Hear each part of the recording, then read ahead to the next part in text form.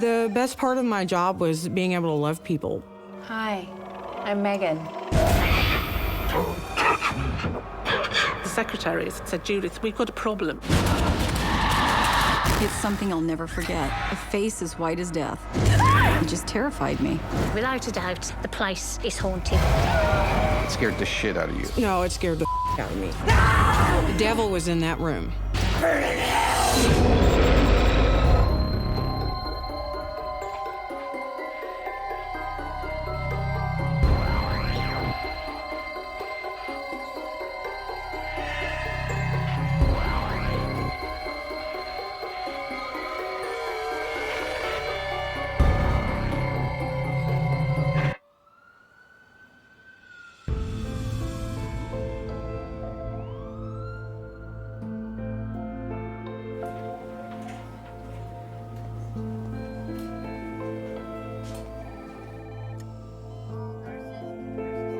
Senior nurse Judith Wally excels at maintaining order and has for more than 4 decades. I have worked all over England, inner city Liverpool. I've worked out in the country in the Yorkshire Dales.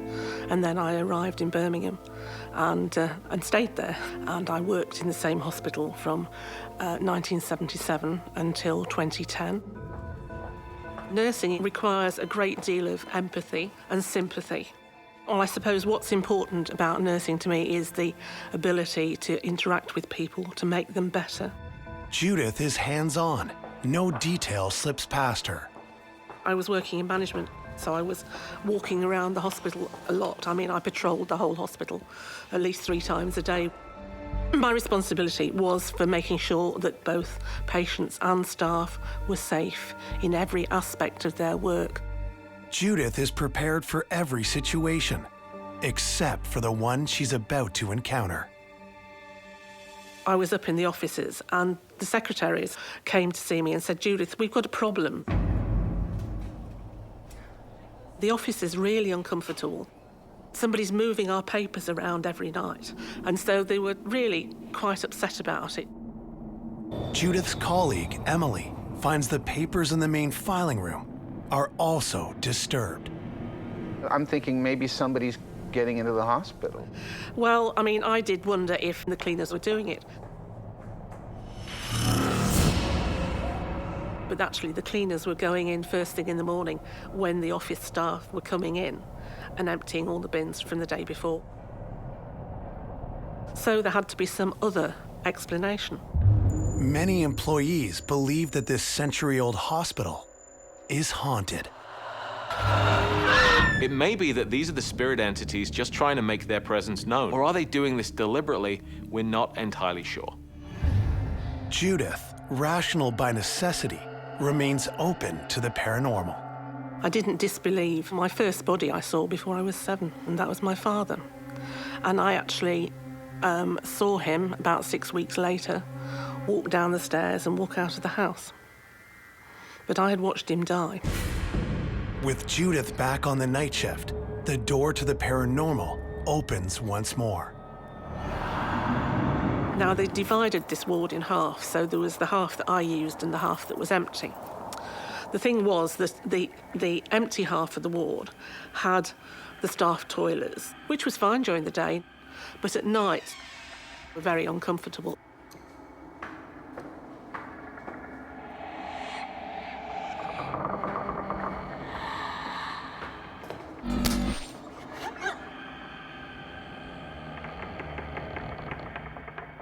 It's very difficult to know when you're walking through an open space what catches your attention, because you're just walking down with one thing in mind.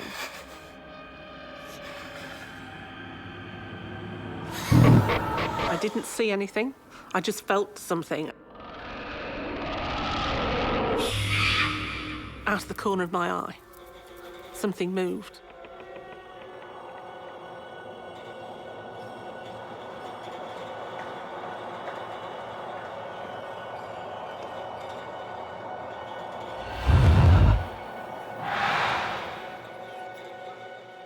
This This was just a movement of some sort that I was seeing on the edge of my peripheral vision in a place that I knew was empty. When you have a large location such as this hospital, we could be dealing with numerous spirit entities. And if you were to find yourself in the dark, it's an extremely creepy place to be. I understood why my staff were very uncomfortable.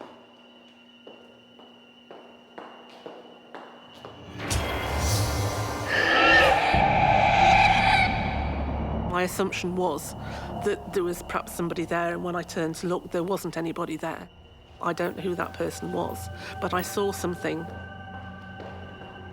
This is plainly some kind of entity that wants her gone from its turf. It wants her out, it wants to be left alone. And is not shy about telling her that. How did that make you feel? Kind of upset. I could feel somebody who was quite close to me. I couldn't see him, but I could feel something close to me. Judith and her staff continued to feel watched. Especially Emily, who's about to start a night shift. The hospital changing rooms were in this large open space that had a very high ceiling.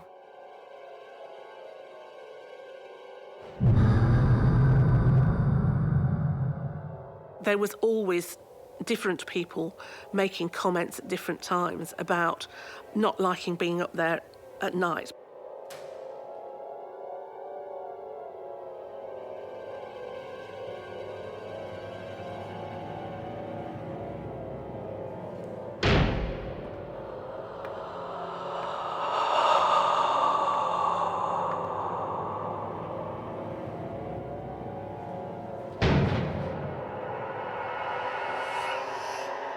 A hospital is all of life in one very concentrated building. People are dying and passing from this life into the next, and that leaves behind a residue.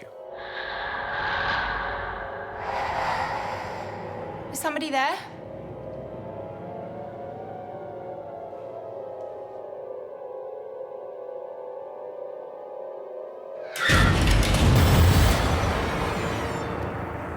She said that their locker doors are being shut. You know, they turn their back and the door gets shut.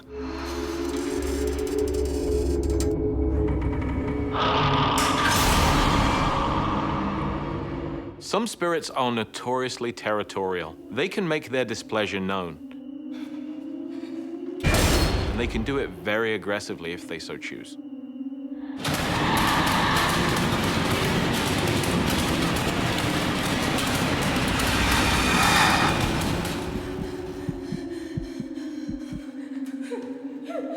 I wasn't running the ward, but I was visiting the wards. So I would have been up there.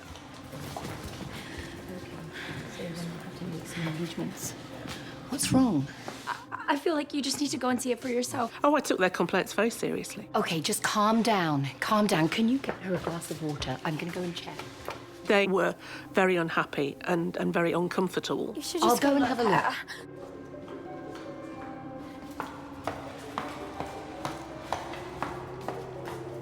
And I needed to see if I could do something about it.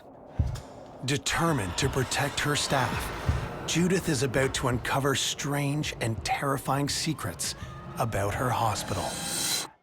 Something is terrifying Judith Wally's staff, and it's up to her to find out what.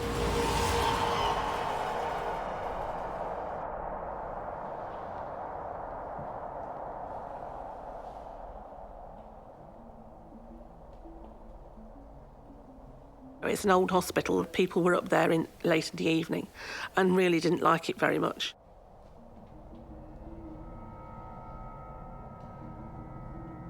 I felt that I needed to go and find out for myself, because if you are going to go and put forward a complaint, the first thing that somebody says is, "What have you done about it?"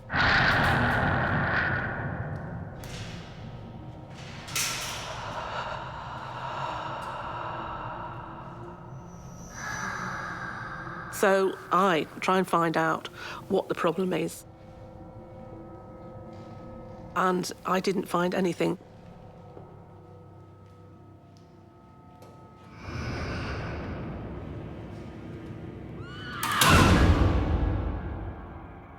As we start to see an increase in paranormal phenomena, such as light phenomena, objects being thrown, things falling, it may be that these are the spirit entities just trying to make their presence known.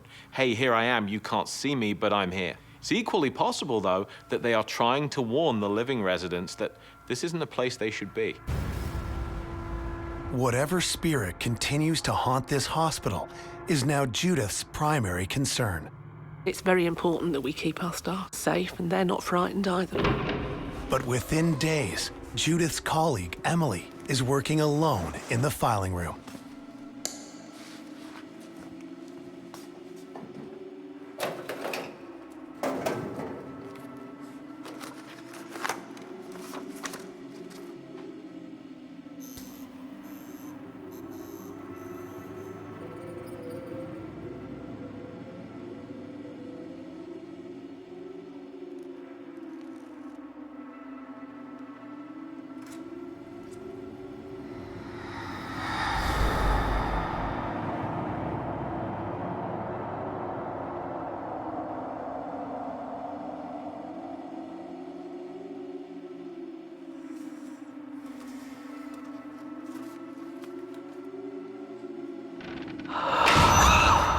The door had shut. Nobody'd been in, and nobody'd gone out because there was only her in there.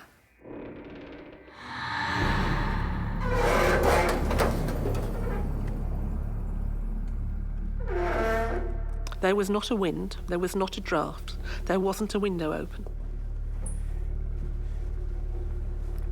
Picture yourself out of the body, invisible, nobody can see you, and everyday life is going on all around you. Wouldn't you want to grab the closest person and say, I'm still here? I just thought that there was obviously some spirit on the ward. And at that point, that's when I went to find Sandria. Sandria Mosses, the hospital's ergonomics advisor, is Judith's longtime coworker and confidant.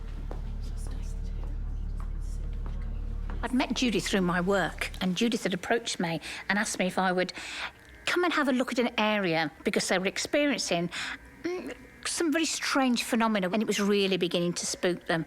So I took Sandria and explained to her that the staff were really concerned and they felt that they were being watched all the time. They were quite frightened about it.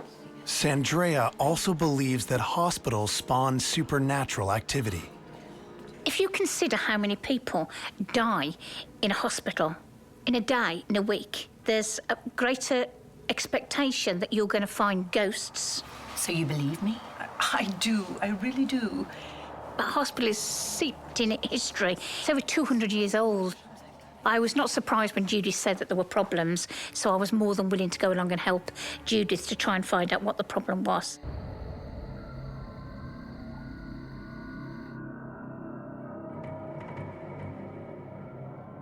Three days later, Judith and Sandria unite to confront the spirit.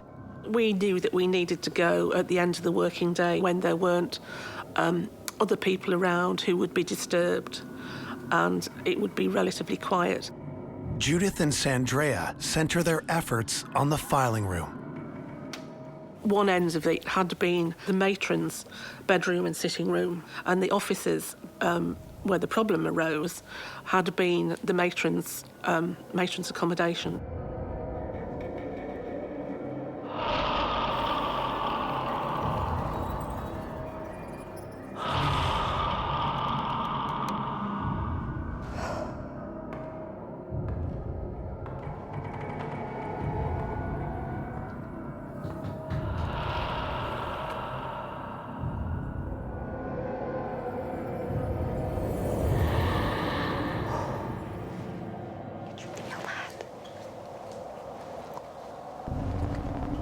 As soon as you walked in, there was a distinct drop in the temperature.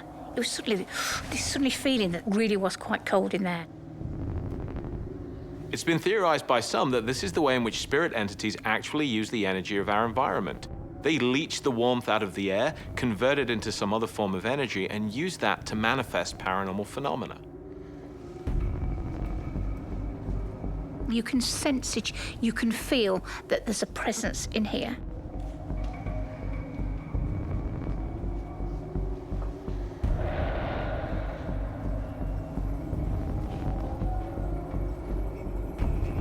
something caught my eye. And I sensed seeing something in there. So you thought the hospital was haunted? Yes, haunted. Yes, yeah, absolutely. Without a doubt, the place is haunted. In order to defend their hospital, Judith and Sandrea confront an angry spirit.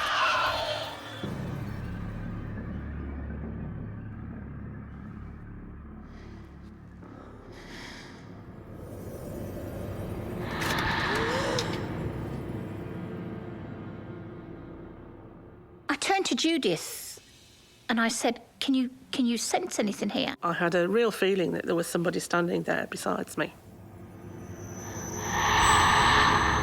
I could see the outline of them. I could see from the hair that they were female.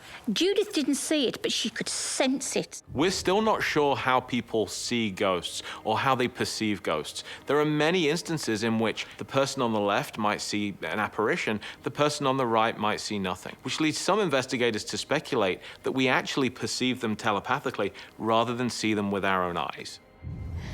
It's this lady, such a strong sense of power and importance. If this thing is as powerful as Sandrea fears that it might be, the consequences could be terrible. And I begin to describe her. Brown dress, neat, lace hat. And Judith says to me, Oh, it's Anne Gibson.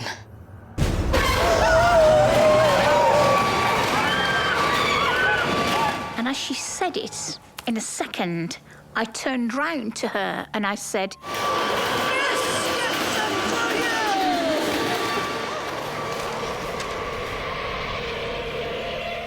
Anne Gibson was the first lady superintendent who was employed when this new piece of the hospital was built. She would have never been anything but Miss Gibson to anybody.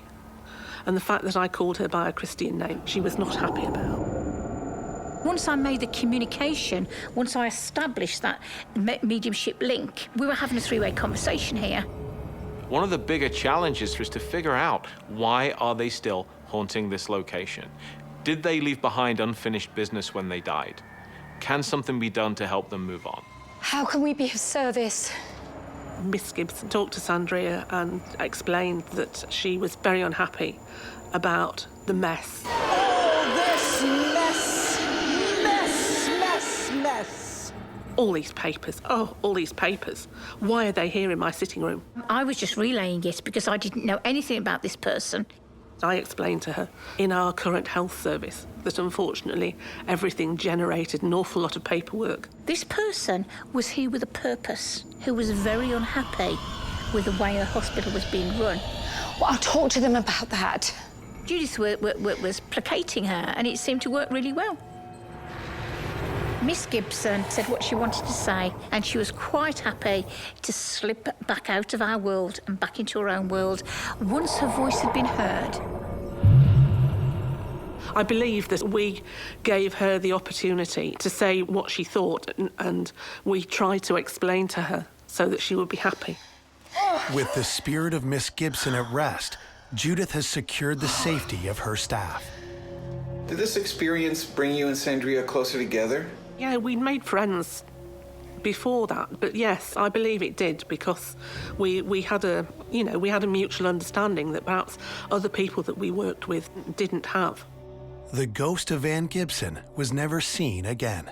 Anne Gibson was one of Florence Nightingale's young ladies. She was one of the group of young women that she first trained as nurses. A lot of the older nurses, particularly the nurses who nursed, if you like, in the turn of the century, nursing was their life. And they very often died quite quickly after they retired.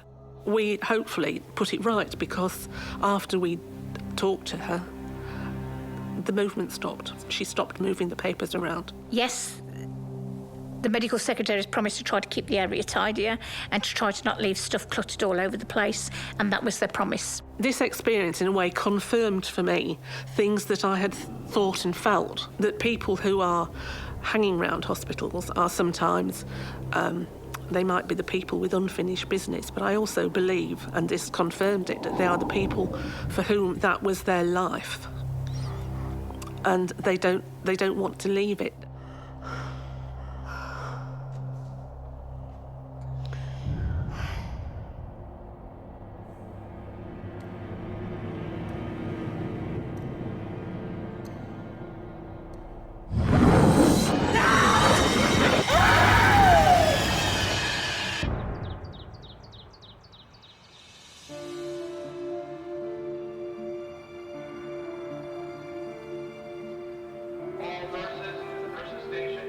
Megan Galbatz is at the top of her game, and she enjoys every minute of her job. I was working at a skilled nursing facility, otherwise known as a nursing home, in 2014 as the director of nursing. I became a nurse because it comes natural to me to want to take care of people. Being a really good nurse means humility. I think that's the foundation of nursing. We have to be humble. There you go. Hey. I think that we have to speak everyone's language. Everybody communicates differently. You sure this is what we want to do on this one? Yeah, we need to definitely run that test. What we did was we helped people get back on their feet after they had surgery, heart attacks, broken hips, that kind of thing. The best part of my job was being able to love people, but everyone, my staff, our patients and our residents, family members, every single person that I met, I got to love them in a different way. So the facility was 160 beds. We gave them physical therapy, nursing, IVs, that kind of thing. For those closer to the end, the facility offers hospice care. Hospice is patient-driven care. They decide that they're ready. At that point, they say, I'm no longer going to pursue curative treatment. I'm not going to do dialysis. I'm not going to do heart surgery. And they focus on being comfortable instead of pursuing treatment. Both patients in room 117 have terminated medical intervention. This patient was profoundly limited. She was unable to hold her body up anymore. She was nonverbal. Oh, my dear. One of the things that we do with Alzheimer's and dementia patients and people who are nonverbal and are not responding to attempts at stimulation is, and we still treat them like they hear us. We know that they do. Are you comfortable? Of course, the patient's not going to respond. You look beautiful. What was strange is that it was her roommate who responded for her. Thanks. She thinks you look beautiful too. The roommate responded by saying, thank you. She thinks you're beautiful too. And it was in a very sing-songy, almost mocking tone, which I ignored and continued to focus on the patient.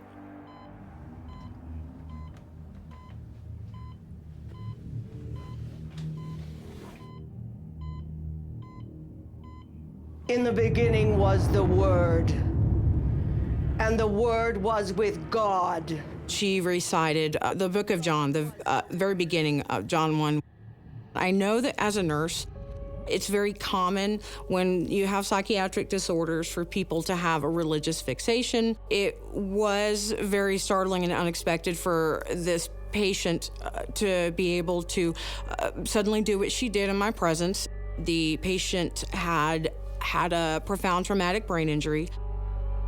She didn't have the attention span to focus on reciting the Bible or memorizing it. I continued to assess my patient and talk to her and just, use therapeutic touch to try to interact with her.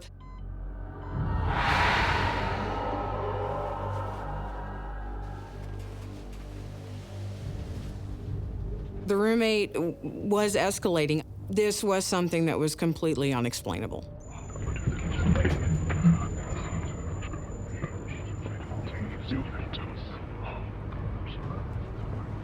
The Word was with God. The Word was God. When my patient's roommate's voice changed, it scared the shit out of you. It scared the out of me. Nurse Megan Galbatz can't explain the abilities her brain-damaged patient has suddenly gained. She was acting very strange. She had an instant change to her voice. It sounded more male, and it was also much more insistent and aggressive. I've got two different sides of me arguing. My intuition says, run. This is not good. I'm not going to jump up and leave because I'm scared or because there's something crazy going on. I'm going to stay with the patient and keep her safe and do my job. The light shines in the darkness, and the darkness does not overcome it. I was definitely freaked out. I thought to myself, am I in a horror movie? Are you a prophet? Are you a prophet? Someone with a cognitive impairment may be able to speak, and they've read the Bible a lot. They may have that stored in their brain. In other cases where the individual may not have been very religious or very close to the religion and they can do that, that could be an indication of a demonic possession. It's mocking God. There was fear in this moment. The whole time she's very aware of me. She's watching me intently. Her eyes are not moving from me. Are you a prophet? No, you are not. No, you are not. That's when my fight or flight instinct kicked in. As a human being, you get to a point where you say, okay, I'm not safe. I gotta go. There is something demonic involved that may not give itself away right away. In other words, it may not speak in tongues, or it may not, change the facial features of the individual that's possessed. There may be much more subtle. At the end of her shift, Megan remains disturbed. The next day, Megan attempts to go about her job as if nothing has happened. I was methodically going from room to room, administering medications to our patients for the evening. And I came to this particular patient who we had admitted the night prior. So I had never seen this patient before in my life. I had no idea who they were. They were brand new to me. Immediately when I came into the room, it felt heavy and thick. Something changed as soon as I set foot over the threshold. Something just wasn't right. Hello there. Hi. I'm Megan. I'm Megan. I want to...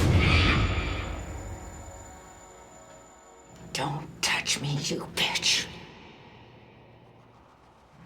Come any closer and I'll kill you. I absolutely know that hospitals and other medical facilities, nursing homes, anywhere that there are strong emotions, where seasons pass from life to death, that they are much more susceptible to paranormal activity. And I've seen that. It's the evidence is anecdotal, but I've seen it over and over again.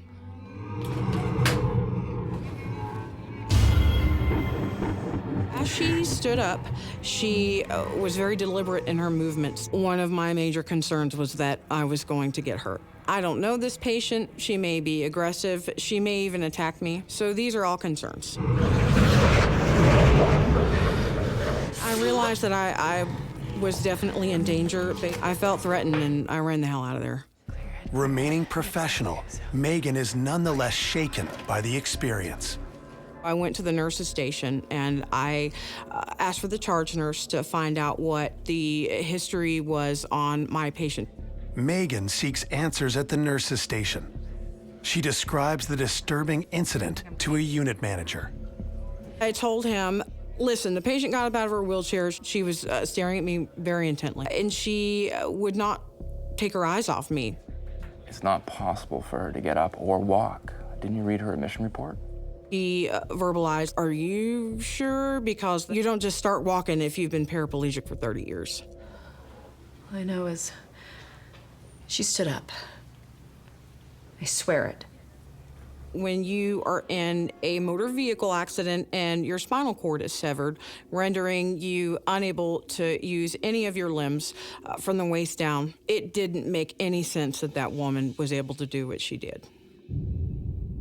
Megan knows what she saw, but must return to the patient.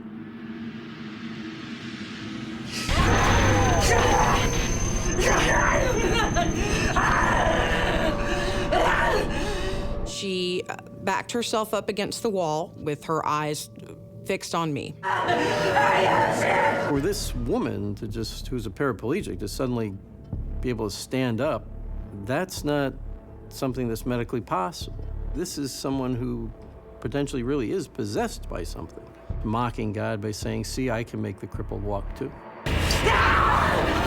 It felt like her gaze was coming from somewhere else. It was very piercing. She was full of rage and full of hate. There's something evil in this room, something malevolent. I do believe in the devil. What I learned from Bible college is that demonic possession, when it does happen, can be very dramatic. and it can manifest very suddenly without warning. My focus is not looking for demons in people. It's that when I do encounter them, I have to take it seriously. It was at this point that I did think to myself that this woman has a demon in her. This woman is possessed. The devil was in that room. He was in this patient. It's okay. I needed help. I couldn't take care of her by myself because of the risk that I'd be hurt or somebody else would be hurt. I went to get one of my unit managers. Not all people who believe the way that we do necessarily believe in demonic possession, but I knew that he did. Come on. There was not an idea that I needed to get in there and exorcise demons the way that people think of exorcism. However, I do have the authority to tell them what to do. So we did need to go in there and pray and let them know, we know you're here and you don't have the permission to do this.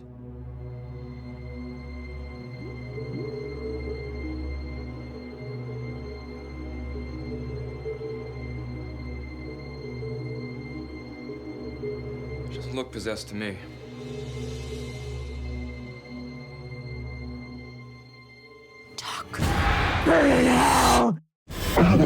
Megan Galbatz has witnessed demonic possession and must now confront the devil.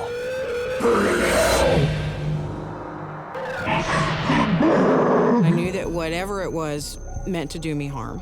I could see in her eyes that she hated me and that she wanted to hurt me. I know who you are, and you're not welcome here. When you're dealing with exorcism, with demonic cases, it's a battle of faith. The exorcist is not doing it. This is something a lot of people don't understand. God is channeling his power through them because of their faith in him. It's not the individual that's doing it, it's God that's doing it. It comes down to a battle between good and evil. You are not allowed to confuse the mind of this patient. Otherwise, you will be severely punished by the Holy Spirit of God. I reminded the demon that in the name of Jesus, he had no power, authority, or control in this building or over anyone in it. The demon's will is strong, but Megan's faith is stronger. I knew that my prayers were effective because I could see the patient did not attempt to move. She wasn't attempting to get away from me. She was staying still and doing what I told her to do. She didn't speak a word after that to anyone, and she did not put one finger on anyone. Free from possession, the patient finally finds peace. When someone is finally relieved of their possession through an exorcism, it really comes down to the demon has had enough. It's giving up. It's releasing the individual. By the faith of God, it's being driven out. A few days later, the patient's family takes her out of care and into their home. She spends her final days surrounded by loved ones. I didn't see any point in telling the patient's family that this event had occurred because I didn't have a way to explain it scientifically or biologically, and there's no point in upsetting them. I was very relieved that she was gone.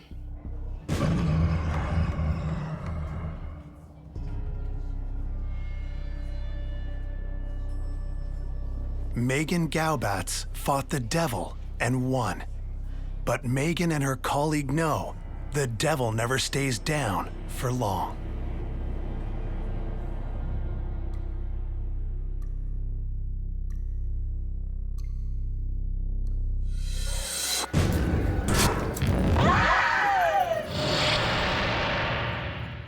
March 1999, a hospital, southern Germany.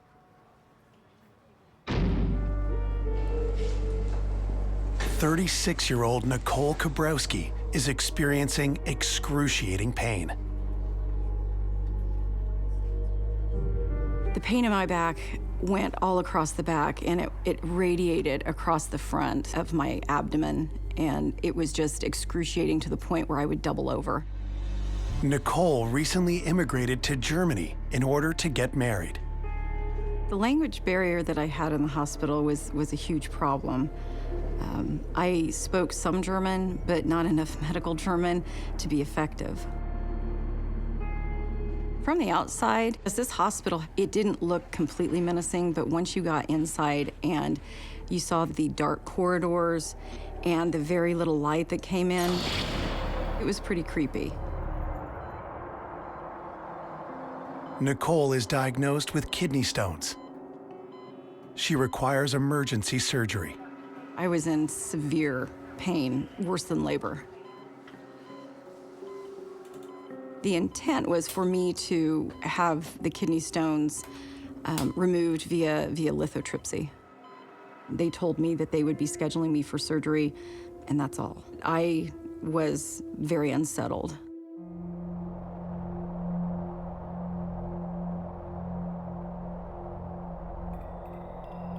It took me a while to get to sleep, but when I did, I had this horrifying nightmare. I could see myself being wheeled into this room.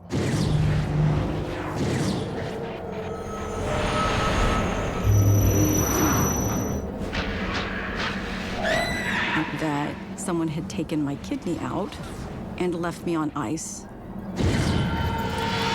Our subconscious is what's in control when we're dreaming. And in our dream state, we are much more open to spirits. When I woke up, the first thing I did was check to see if my kidney was still there, and luckily it and everything else was still attached, but I was still extremely uneasy. I closed my eyes and tried to get back to sleep, but I couldn't. So I sat up in bed.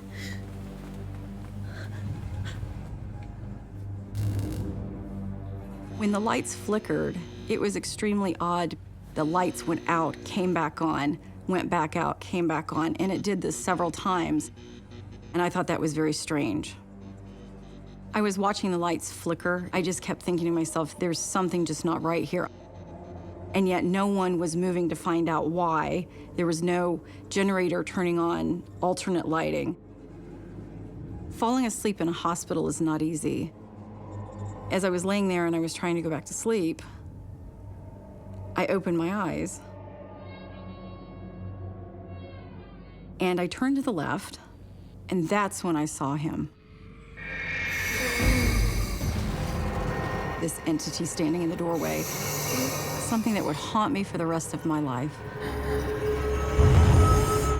Plagued by nightmares and pain, Nicole Kabrowski is visited by a mysterious stranger.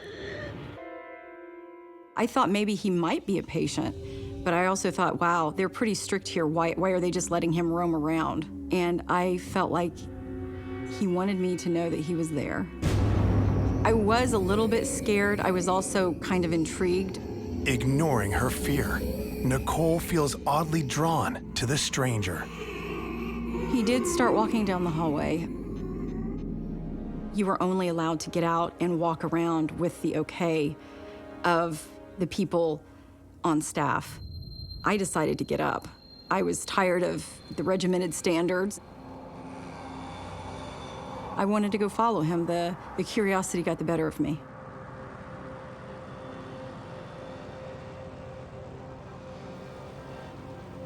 I started following him at what I thought was a safe distance for me, and I watched him continue to walk down the hall.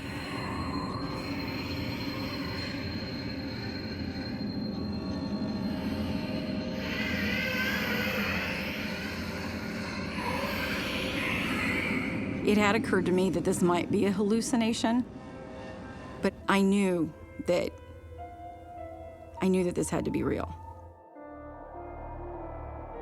Pursuing the mysterious figure, Nicole is lured deeper into the hospital, further away from the safety of her room. It was almost hypnotic for me.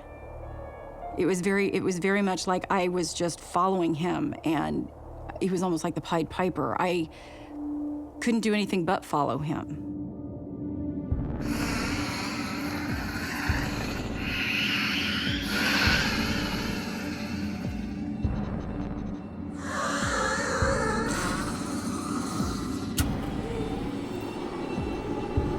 But what happens next is hard to explain. Spirits draw energy in order to manifest, and as they're manifesting, they're putting out energy. So that's why sometimes you'll see things turn on, because they're emitting an energy that's going to that electronic device.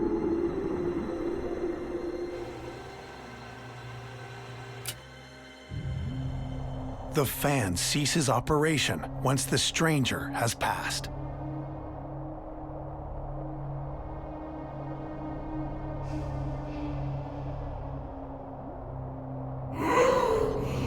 As I was watching him approach the door, I expected him to open it, just as he had the other one. Something unseen forces the door to open. Nicole is chilled by the realization that what she is following is not human. Did you get a sense that he was aware that you were following him? It occurred to me that maybe he knew that I was following him and leading me for whatever purpose with him. I thought at that point that he wasn't just a man who was a patient. I thought maybe he was a ghost. I was terrified, but yet I couldn't do anything but follow him. I was totally focused on this being in front of me. I noticed this pattern. The lights on the ward were flickering as he went by them.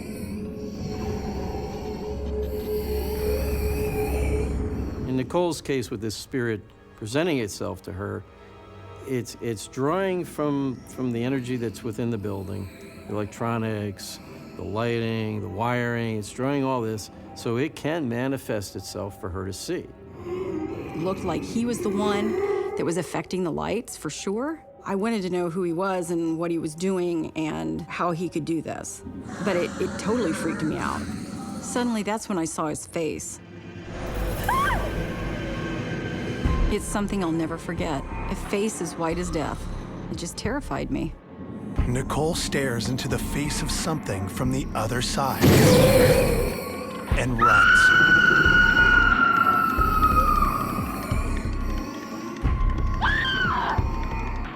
It's very possible this whole event occurred because of this individual trying to express to her what they went through and what happened to them. They're desperate to get somebody's attention. And Nicole may have been just susceptible. She could be someone who's sensitive to this. I had the feeling that at some point he had been abandoned. And I felt like he wanted me to know that he was there. And then what happened? He disappeared.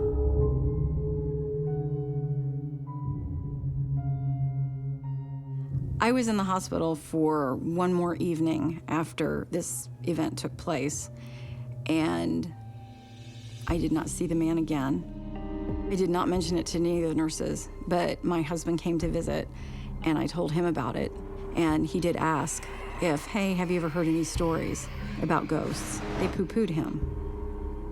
They said that that was a bunch of kvutch, as they call it, nonsense. The experience changes the way that Nicole views life and death. There are too many things in the universe that we don't know about.